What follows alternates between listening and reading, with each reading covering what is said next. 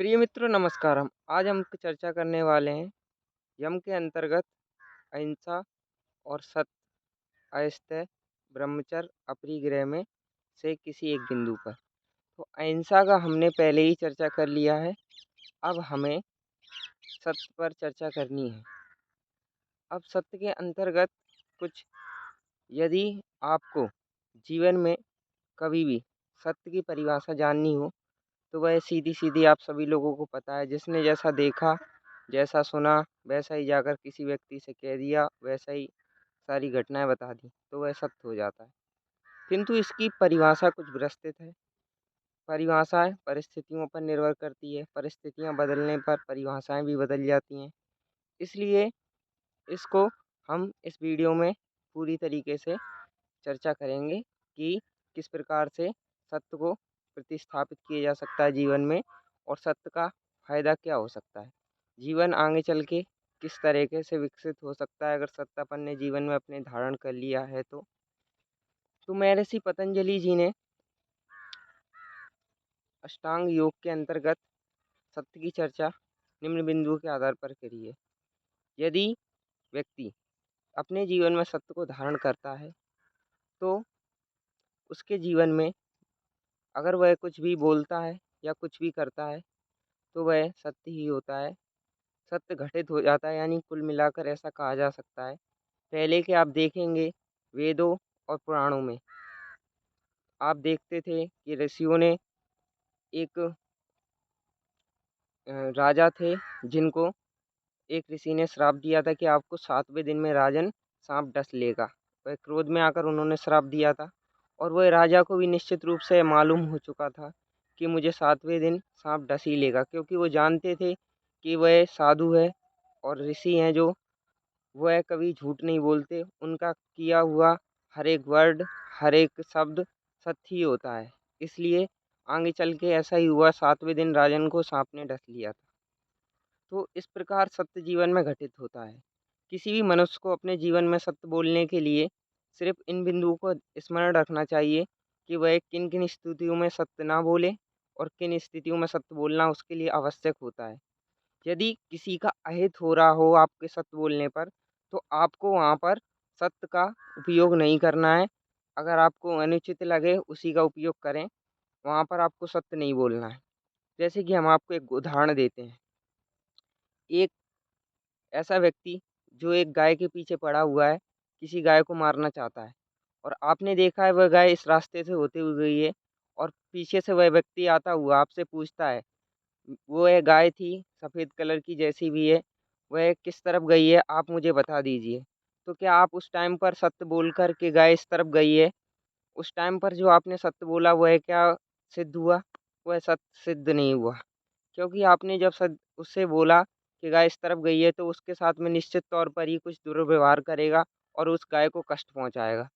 तो वह आप गाय को कष्ट पहुंचाने में श्रेणी में आप भी उसमें शामिल हो गए, और वह व्यक्ति तो पहले से ही था। तो इसलिए किसी किसी स्थानों पर आपको सत्य नहीं बोलना चाहिए, और किन किन स्थानों पर सत्य बोलना है इसकी परिभाषा आज हम विस्तृत रूप से समझेंगे। जैसा कि एक सैनिक होता है, अपने देश का सैनिक है, अगर उसे कहा जाए कि आप सत्य बोल रहे हैं तो आप यहाँ पर जैसे कि किसी दुश्मन के हत्थे चढ़ जाए, वह किसी के दुश्मन के हाथ लग जाए, तो वह कहता है दुश्मन कि आप मुझे ऐसी ऐसी जानकारी दीजिए, अमुक जानकारी दीजिए।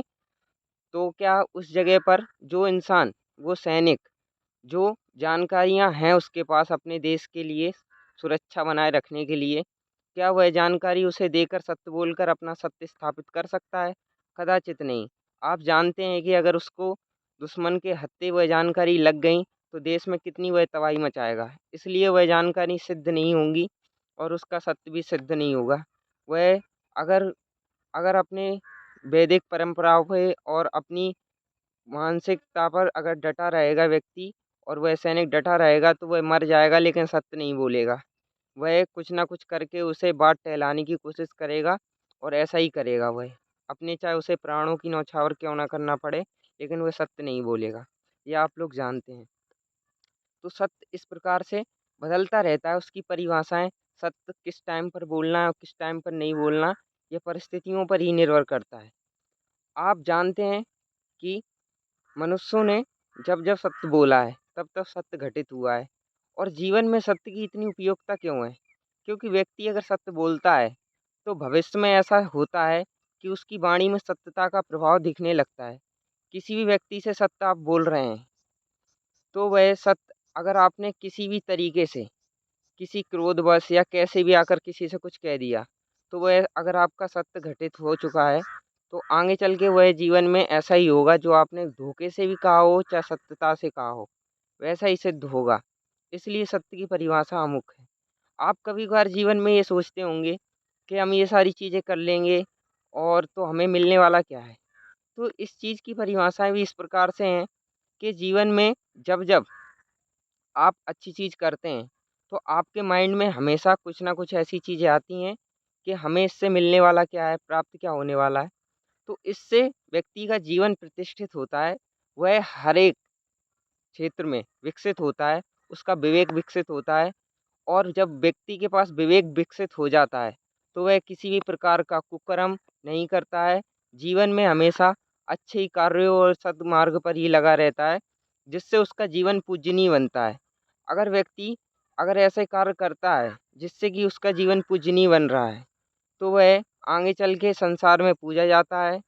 और मनुष्य के लिए तो ये बड़ी उत्सुकता की बात होगी कि वह जीवन में पूजनीय बने। इसलिए व्यक्ति को जो-जो अच्छाइयाँ हैं, उसे लेते रहना चाहिए। और सत्य घटित होते ही व्यक्ति का जीवन भी स्वर्ग जैसा बन जाता है। अगर आप सत्य बोलते हैं, तो आपके ऊपर लोग किसी भी प्रकार का संदेह नहीं करेंगे और आप सत्यता के निर्भर होकर आपसे लोग बड़ा ही प्रेम और स्नेह भी करेंगे। इसलिए आपको सत्य की परिभाषा इस प्रकार से समझ कर रखनी चाहिए कि परिस्थितियों पर सत्य निर्भर करता है। आपको जिन परिस्थितियों में हैं, अगर उस परिस्थिति में जो सत्य प्रशंसक है और अच्छा कार्य करने वाला है, उसी को आप बोलें, अन्यथा आप उसे ना बोलें। महर्षि पतंजलि के योग के अंतर्गत यदि आप सारे बिंदुओं को भली प्रकार से समझकर अपने जीवन में स्थापित करते हैं, तो निश्चित तौर पर आप किसी भी क्षेत्र में इतना विकसित हो जाएंगे जैसा कि आपके जैसा कोई विकसित ना हो सका हो। इसलिए आपको बहुत सारे उदाहरण भी समाज में मिल जाएंगे जो कि ऐसे ही कार्य करते थे। जैसे कि महर्षि पतंजलि ने जो बताया था अष्टांग योग के अंतर्गत, वह आज भी सत्य है और वर्षों पुराने वेदों और पुराणों के अनुसार भी सत्य है।